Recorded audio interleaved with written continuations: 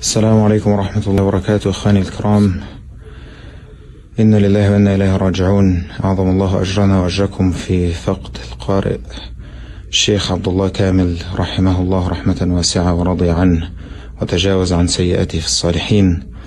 معنا فضيلة الشيخ مصطفى أبو سيف، صديق وملازم الشيخ عبد الله كامل، من الناس الطيبين هنا في مسجد التوحيد في ولاية نيوجيرسي. الشيخ مصطفى أبو سيف إمام مسجد التوحيد في جيرسي سيتي بولاية نيوجيرسي. إن شاء الله الشيخ يقص علينا آخر لحظاته مع الشيخ يوم الأربعاء. تفضل شيخ. بسم الله والحمد لله والصلاة والسلام على رسول الله. اللهم صل على محمد وآله وصحبه وسلم تسليما كثيرا. وبعد، فنعزي أنفسنا والأمة الإسلامية في هذا الفقد الكبير لهذا القارئ العظيم رحمه الله تعالى رحمة واسعة، وأسأل الله عز وجل أن يسكنه فسيح جناته، وأسأل الله عز وجل في عليائه أن يعوضه عن نعمة البصر التي سلبت منه في حياته خيرا في آخرته، وأن يرزقه لذة النظر إلى وجهه الكريم. اللهم آمين اللهم آمين. في عجالة الشيخ عبد الله، لا أريد أن أتحدث عن شخصيته ولا عن يعني أخلاقه، فالحمد لله الكل ما علم منه إلا كل خير والحمد لله.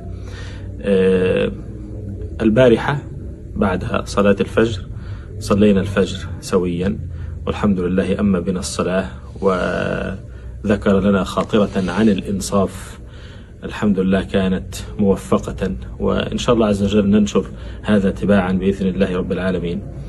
بعد ذلك ذهبت إلى غرفته وأتيت بالجهاز الذي يقرأ منه، وسبحان الله كان يعني في غرفته وإقامته في غرفته كانت نعمة من الله عز وجل، لأنه حينما أتى سبحان الله يوم العيد، بعد أن خطب من العيد بعض الأخوة عرض عليه أنه هو يقيم هذه الأيام في بيته، فاستشارني في ذلك فقلت لا تذهب، فأنت ضيف الله عز وجل، ونصيحتي إليك كن في بيت الله. فقال أخشى أن أكون ثقيلا على أحد هنا، فقلت أنا أخدمك بنفسي، وإن شاء الله عز وجل لا ينقصك شيء أبدا. والحمد لله، اللهم لك الحمد اللهم لك الحمد أن وفقنا لهذا، وما كنا لنهتدي لولا أن هدانا الله، ليموت في بيته بيت ربه سبحانه وتعالى، وليموت في الغرفة التي كان يحبها. فبعد أن قلت له يعني لا تنتقل من ها هنا، والله يعني رأيت الفرح على وجهه ويقول يا شيخ أنا أحب هذه الغرفة جدا، لقد ختمت القرآن فيها مرات ومرات. فقلت سبحان الله، ونحن نعلم عنه ذلك، وأنا قضيت معه رمضان الفائت ليس هذا الذي قبله كاملا، كان ينتهي من الصلاة سبحان الله، يعني احنا على قد حالنا بنخلص التراويح مش قادرين نتكلم. هو تبارك الرحمن تبارك الرحمن، ينتهي يبدأ في ختمته، وما شاء الله سريعا ينتهي من الختمة تبارك الرحمن. على كل انطلقنا إلى بيتي وظللنا طوال اليوم، الحمد لله رب العالمين قضينا اليوم كاملا سويا. ولا تحب أن تروا الغرفة التي توفي بها الشيخ وغرفته؟ تعالوا نروها سويا.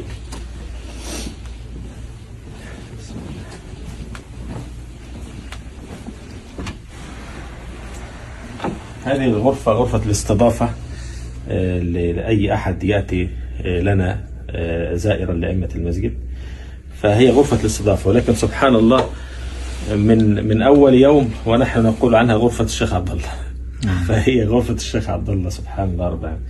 هذه غرفته التي يعني أقام فيها، وكان أكثر من أقام فيها أظن. طبعا ما فيهاش كلام. كان هو هذا كرسيه الذي كان يجلس عليه. تفضل يا عبد الرحمن. بارك الله فيك. الله يرضى عليك. في هذا المكان كانت يعني هذه جلستنا.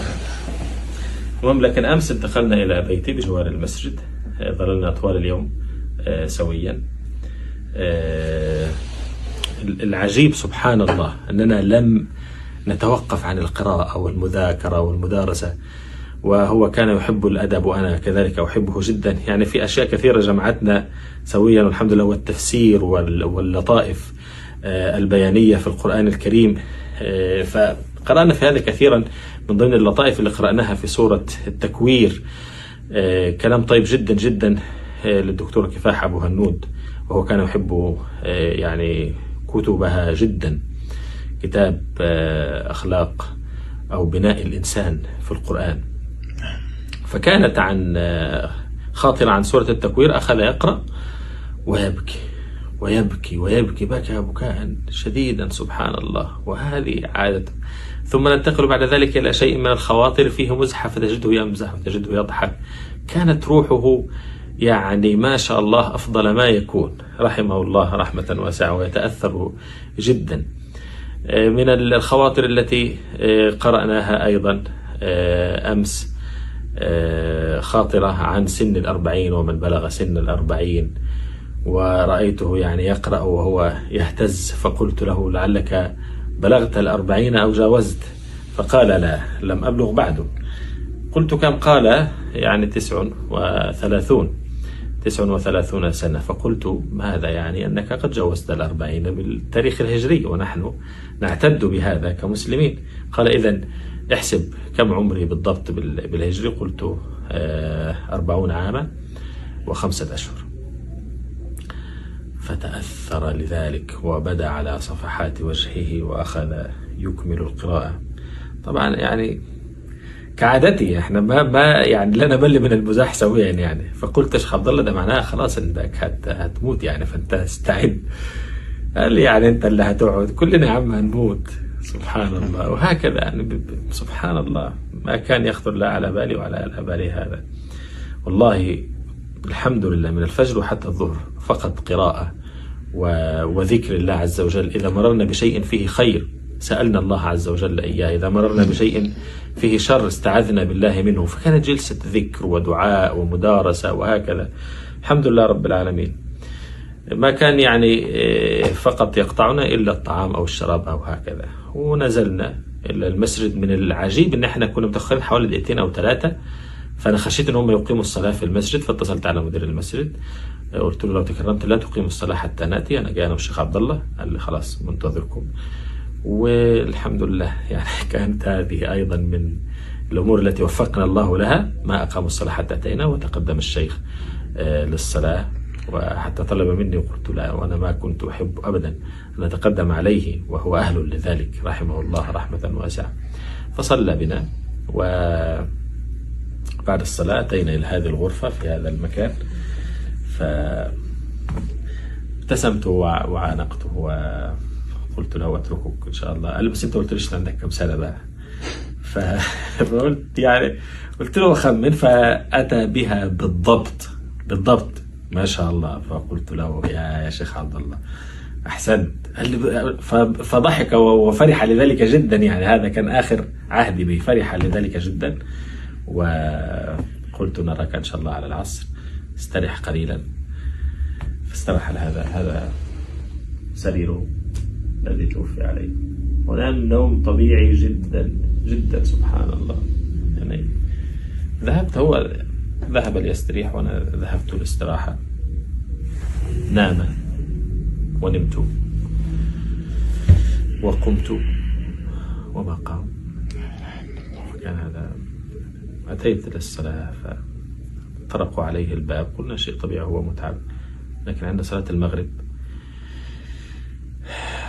ذهب أخونا أحمد داود مع الماستر كي فتح الباب فرآه فاتصل علي فورا، مع أنه طبيعي يعني. قال لي اطلع لي بسرعة يا شيخ. فطلعت. أول ما رأيته اهتز جسدي، وأنا والله إلى الآن أرتعش من داخلي. يعني أنا حتى يعني مش قادر أمسك نفسي والله. أنا معايا العصاية فعلا خايف إن أنا أقع في أي وقت والله. مصاب شديد. تخيل لما إنسان عزيز عليك وتحبه جدا، هو كان يحبني والحمد لله جدا، وأنا كذلك والله، والناس تشهد بذلك مما يرى، والحمد لله مما يرون من المعاملة بيننا سويا. الحمد لله الحمد لله رحمه الله وغفر له. الحمد لله. مات. إنا لله وإنا إليه راجعون. عظم الله أجرنا وأجركم يا رب، وغفر لمشايخنا وقرائنا وعلمائنا. نسأل الله سبحانه وتعالى أن يلحقنا بهم على خير في جنة النعيم. يا رب آمين يا رب. جزاكم الله خير يا أخي عبد الرحمن. السلام عليكم. بارك الله فيك.